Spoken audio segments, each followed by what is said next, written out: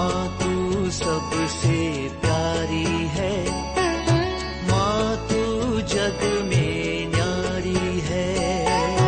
माँ तू सबसे प्यारी है, माँ तू जग में न्यारी है। अपने आंचल में रखना, अपने आंचल में रखना। हमें वरदानों से भरना। माँ तू सबसे प्यारी है, माँ तू जग में न्यारी है। माँ तू सबसे प्यारी है, माँ तू जग में न्यारी है। पिता, पुत्र और पवित्र आत्मा के नाम पर आमीन। आप सबों को जय यीशु। मत्ती का सुसमाचार अध्याय 2 के अंदर वाक्य 16 से 18 तक अगर हम पढ़ेंगे, वहां पर ईसा मसीह के जन्म के समय पर कुछ बालकों का हत्या होता हुआ लिखा हुआ है। मैं थोड़ा सा पढ़ना चाहूंगा। इसके विषय में एक बहन ने मेरे से सवाल किया, ऐसा क्यों हुआ। बड़े दुखी होकर के उस बहन ने, स्त्री का हृदय बच्चे का हत्या में रो रहा है, इसलिए पूछा ईसा मसीह के जन्म में ऐसा क्यों होना दिया, बच्चे को क्यों मरना पड़ा। तो उस बात को थोड़ा पढ़ लेते हैं। सबसे पहले हमें मालूम है, मत्ती का सुसमाचार अध्याय 2 को जब शुरुआत करते हुए ज्योतिषी लोग नक्षत्र को देख करके बेथलेहम में पहुंचा, सीधा राजमहल में राजा हेरोद के पास जाकर के पूछते हैं, नवजात उस राजा, यहूदियों का राजा कहाँ है। उन्हें देख करके उनकी आराधना करने के लिए हम लोग आए हैं। यह देख करके राजा हेरोद घबरा गया है। राजा को मालूम नहीं है कौन राजा ऐसा जन्म लिया। यदि हम इस राजा हेरोद के विषय में पढ़ेंगे, हेरोद के विषय में जब पढ़ेंगे, उसके जीवन से हमें पता चलता है ये व्यक्ति सबसे पहले एक पागल व्यक्ति हम बोल सकता है, अपने सत्ता के लिए पागल, उसके लिए अपने बेटे का भी हत्या करने वाला एक पागल व्यक्ति।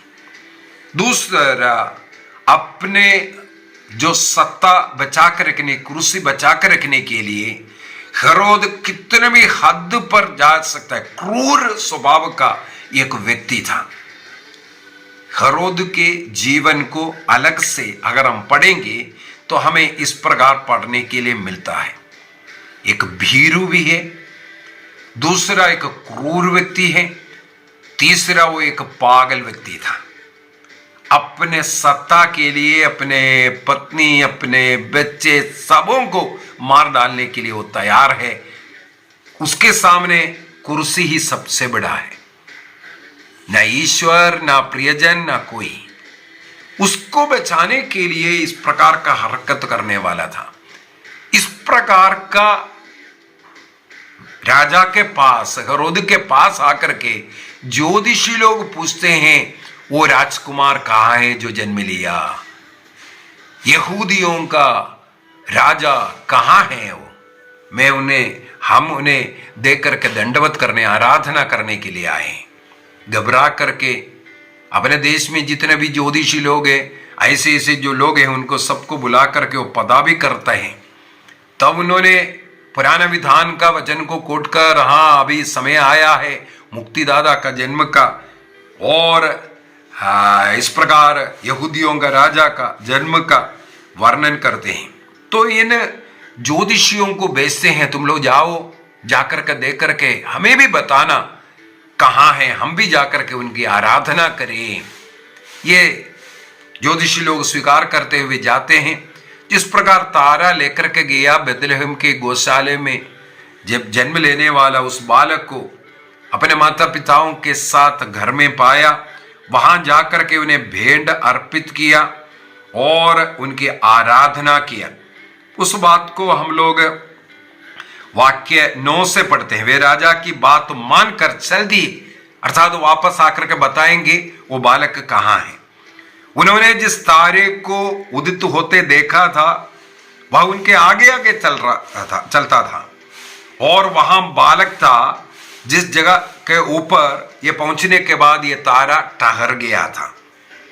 वे तारा देखकर बहुत आनंदित हुआ। वो तारा भी एक घर के ऊपर आकर के ठहर गया। वे लोग उस घर में प्रवेश करते हैं। उन्होंने बालक को उसकी माता मरियम के साथ देखा और उसे साष्टांग प्रणाम किया। फिर अपना अपना संदूक खोल करके उन्हें सोना, लोबान, गंधरस की भेंट चढ़ाई। और इसके बाद वाक्य 12 में लिखा है, उन्हें स्वप्न में यह चेतावनी मिली कि वो हेरोद के पास नहीं लौटे। खबर नहीं देना वो बालक कहां है, कौन है वो यहूदियों का राजा। इसलिए वे दूसरे रास्ते से अपने देश लौट करके चला गया। अभी वाक्य 16 से पढ़ते हैं। वहां पर हम लोग देखते हैं, हेरोद को यह देखकर बहुत क्रोध आया कि ज्योतिषियों ने मुझे धोखा दिया। इसका मतलब वो वापस नहीं आया, इसलिए उसको और गुस्सा आया। इसलिए क्या किया उसने, अपने प्यादों को भेजा और ज्योतिषियों के ज्ञात समय के अनुसार बेथलेहेम और आसपास के उन सभी बालकों को मरवा डाला। केवल बेथलेहेम में नहीं, उसके आसपास में भी जो बच्चे हैं, जो बालक लोग हैं, उसको मरवा डाल दिया, जो 2 वर्ष या और भी छोटे हैं। इसका मतलब 2 वर्ष से नीचे जितने भी बालक लोग बेथलेहेम में और उसके आसपास के क्षेत्र में था, वहां के सब बालकों को इस हेरोद ने मरवा डाला। और नबी यिर्मयाह ने इसके विषय में एक भविष्यवाणी भी किया था। ईसा मसीह के जन्म से करीब 740 वर्ष पूर्व में इस प्रकार का एक भविष्यवाणी हुआ था। वाक्य 18 में लिखा है वो भविष्यवाणी, रामा में रुदन और दारुण विलाप सुनाई दिया। राखेल अपने बच्चों के लिए रो रही है और अपने आंसू किसी को पहुंचने नहीं देती, क्योंकि वे अब नहीं रहे। बच्चों को इस प्रकार मार डालने के विषय में उस बेथलेहेम के इलाके में माताओं के रोने के विषय में ईसा मसीह के जन्म से 740 वर्ष पूर्व में यिर्मयाह ने इसका घोषणा किया था। वो यहां पर पूरा होता हुआ हम लोग पढ़ते हैं। यिर्मयाह का ग्रंथ अध्याय 31 वाक्य 15 में, यिर्मयाह 31:15 में हम ये पढ़ सकता है। तो ये बहन का सवाल है, ऐसा क्यों हुआ? सबसे पहले मैं आपको बताता हूं, ईसा मसीह के जन्म पर इस प्रकार बच्चों को मरने की कोई जरूरत नहीं है। ये नहीं सोचना है एक बच्चे के लिए, ईसा मसीह के लिए अनेकों बच्चा अपने जीवन अर्पित करना पड़ा। ये सोचना एक गलत है, लेकिन ये घटना होगा, ये नबियों के द्वारा बताया भी गया। किस लिए? उस समय पर राजा हेरोद राजा है, वो इस प्रकार का एक पागल है और इस प्रकार का एक डरपोक व्यक्ति भी है और क्रूर व्यक्ति भी था, कठोर हृदय का व्यक्ति। वो अपना कुर्सी बचाने के लिए किसी और को अपने कुर्सी पर बैठने ना देना, किसी और को राजा के रूप में वो सोच नहीं सकता, इसलिए ऐसे सभी लोगों को नष्ट करने वाला एक क्रूर व्यक्ति ने ऐसा अपने उस क्रूरता के कारण, अपने पागलपन के कारण बच्चों की हत्या किया है।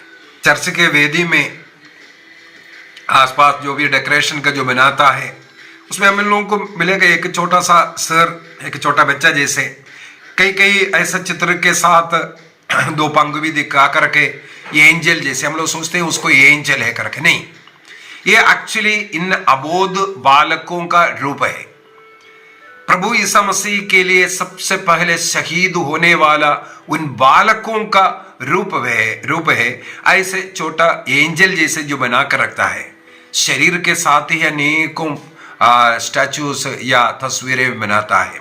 छोटे छोटे बच्चों का जो चेहरा वहां पर रखना, ये उन्हीं बच्चों के आदर में है जो प्रभु के नाम पर पहला जो शहादत जिनका हुआ, उनका याद करने के लिए ही इस प्रकार किया जाता है। तो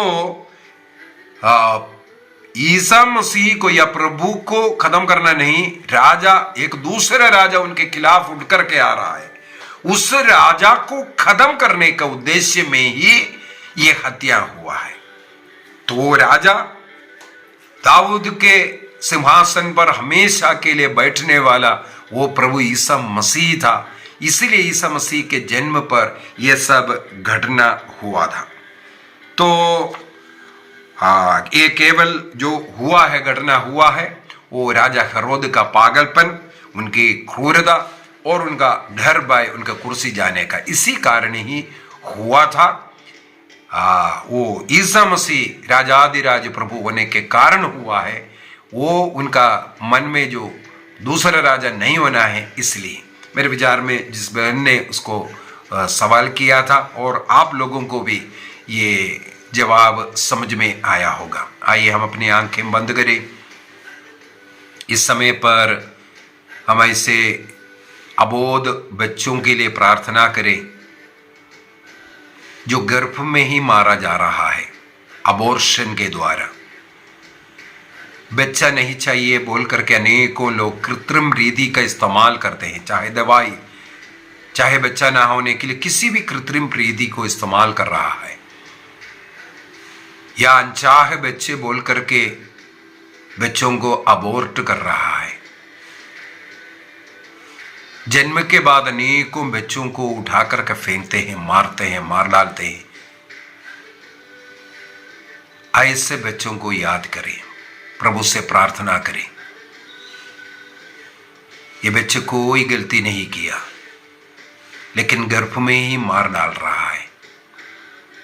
उस समय पर यरूशलेम और उसके आसपास, बेथलेहम और उसके आसपास जगहों पर बहुत ही कम बेटे लोग रहा होगा, क्योंकि हेरोद ने केवल 2 साल के नीचे का बेटे लोगों को मार डाला।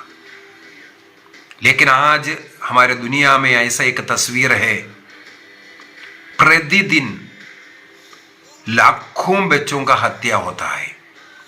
विदेशी राज्य में जैसे चाय का दुकान है, उसी प्रकार अबॉर्शन क्लिनिक है, उसमें प्रतिदिन अनेकों बच्चों की हत्याएं हो रहा है। हमारे देश में भी हर अस्पताल में प्रतिदिन अबॉर्शन चलता है। सरकार भी उसका अनुमति दे रहा है। हम उन बच्चों के लिए प्रार्थना करें। उस बच्चे के लिए कोई नहीं है, सब उसको नष्ट करने के विषय में सोचते हैं। सरकार भी, जज भी अबॉर्शन के साथ दे रहा है। सभी डॉक्टर्स पैसा कमाने का एक मार्ग है उनके लिए। अनेकों क्लिनिक, अनेकों डॉक्टर्स केवल अबॉर्शन के द्वारा पैसा कमा रहा है, क्योंकि गलत गर्भधारण को चोरी छुपे अबॉर्ट करने में बहुत पैसा मिलता है। हम उन डॉक्टरों के लिए, ऐसे क्लिनिकों के लिए प्रार्थना करें, उनके मन परिवर्तन के लिए प्रार्थना करें, और ऐसे माताओं के लिए, पिताओं के लिए प्रार्थना करें जो अपने संतानों को अबॉर्ट कर रहा है। प्रभु से विनती करें, एक भी बच्चा गर्भ में नष्ट ना हो, बल्कि हे प्रभु, जो निसंतान दंपति है, बच्चे के लिए रो रहा है, उनकी गोदी में ऐसे बच्चों को दीजिए। और निसंतान दंपति के मन में भी ये प्रेरणा मिले, हम बच्चों को गोद लें, बच्चों को गोद लेने का प्रेरणा, ताकि ऐसे बच्चों को माता पिता मिल पाए, उनका दुरुपयोग, उनकी हत्या ना हो पाए। प्रभु ऐसे बच्चों को आशीष दे, कृपा दे। पिता, पुत्र और पवित्र आत्मा के नाम पर आमीन। आप सबों को जय यीशु।